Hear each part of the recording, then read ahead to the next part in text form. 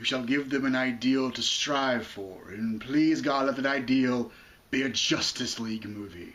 Welcome guys to a very special edition of Trek Challenge. I'm going to be doing a movie review for Man of Steel, which me and the wife went to go see last night. For those of you who've been living under a rock, this is Superman. It's a Superman movie, of course.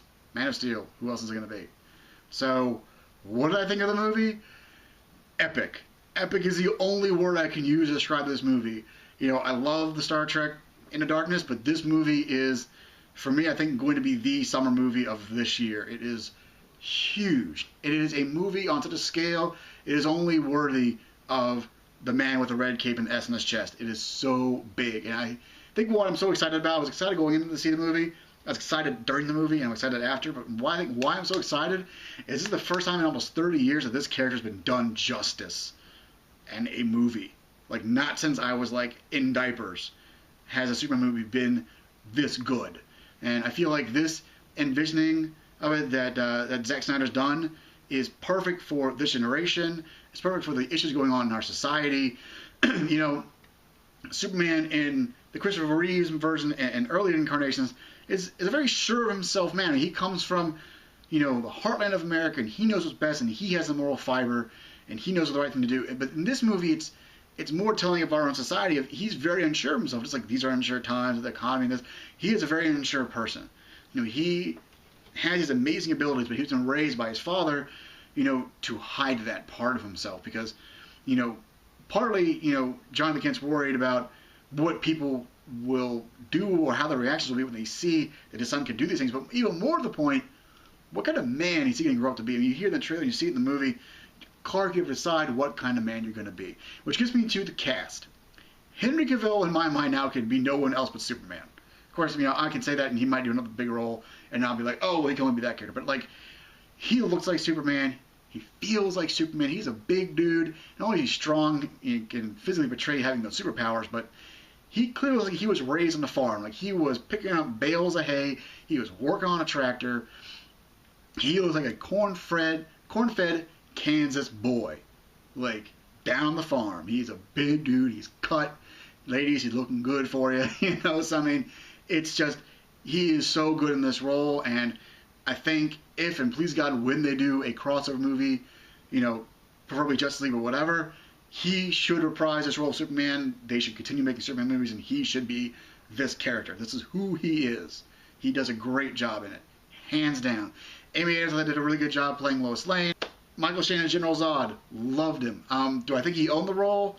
No, that was one criticism I think my wife had, and I kind of agree with her on that. You know, you probably could have gotten a very good actor to play this role and do it just as menacing, but I feel like he did a very good job. I think he did a great job playing Zod. I felt like his motives made sense. I felt like, you know, he felt like he was doing the right thing for the right reasons, but clearly his mind had been twisted and now he was committing genocide in order to do so. I loved Kevin Costner as Jonathan Kent. It was, again, very down home, very down to earth, concern for his son. There is a scene with him and Clark where it's like, if those of you who've seen the movie, you might know what I'm talking about. Like, I was getting choked up. Like, it was a really moving moment. There are very moving moments in this movie. It's not just action, but there is a lot of huge action scenes. So be prepared for that. Let's see, Russell Crowe. Russell Crowe as Jor-El. Really liked him as Jor-El. Again, I feel like he was also sort of in the same boat as Michael Shannon. He did a great job as Jor-El. I don't know that he owned the role per se. But Russell Crowe is a really good actor. I enjoy him a lot of the stuff he's done, and I enjoyed him as Jor-El. I did like that we spent a good chunk of time on the planet Krypton, because I feel like in a lot of tellings of the story, it's always like, here's Mom, Pa, Superman, and they put baby Superman in the ship, and he flies off Krypton and blows up, and that's it. That's all the backstory for that. You get this. We're flushing it out more. We're getting more of the culture of Krypton and what it's like, and the problems that they're facing, and this and this and this.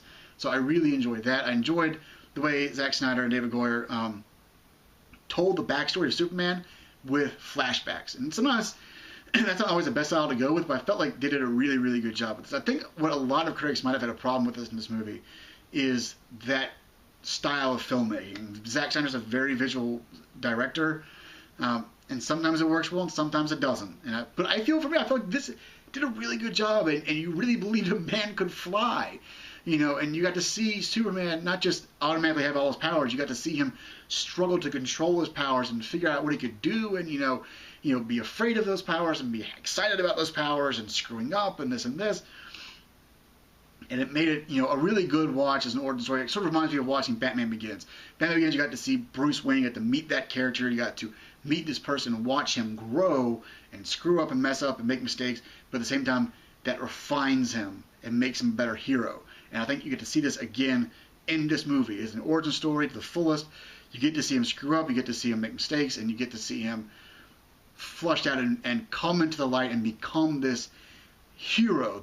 The most well-known hero on the planet is Superman, period. And this movie brings that out for the new generation, and it is a perfect, in my opinion,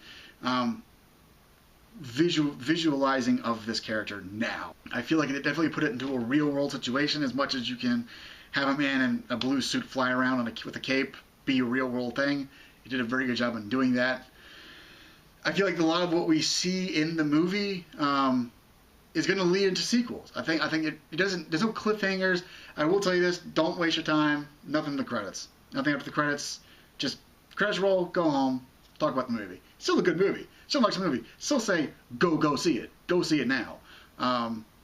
But there's no cliffhangers. There's no teasers or anything like that. But you feel like there's enough stuff in the movie that you can extract out of it a sequel or a mashup or something to continue the storyline going. So we saw it in IMAX 3D. I'm not suggesting to go see 3D. 3D is not for everybody, but I really enjoyed it. I felt like seeing it on that screen in 3D really, you know, helped me be more into the movie. And it's a big movie.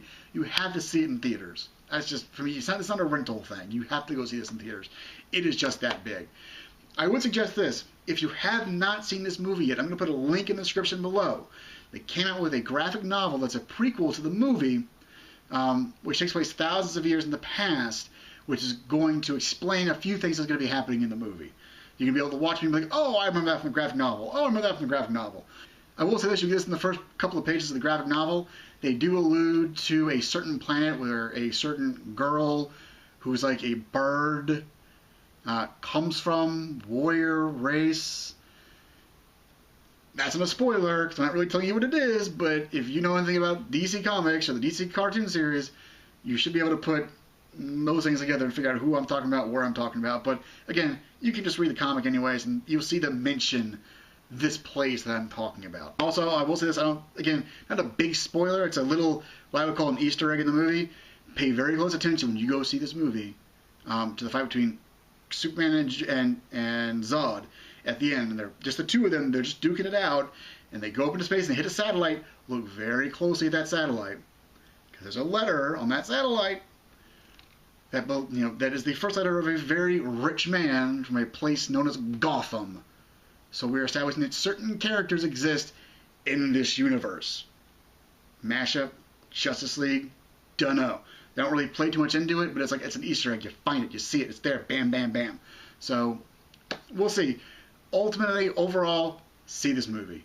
If you have not seen this movie, go see it now. I'm going to do another video, a couple of spoiler things I want to talk about, but I really want to speculate about what I think would be cool ideas for a future Superman movie or Justice League movie.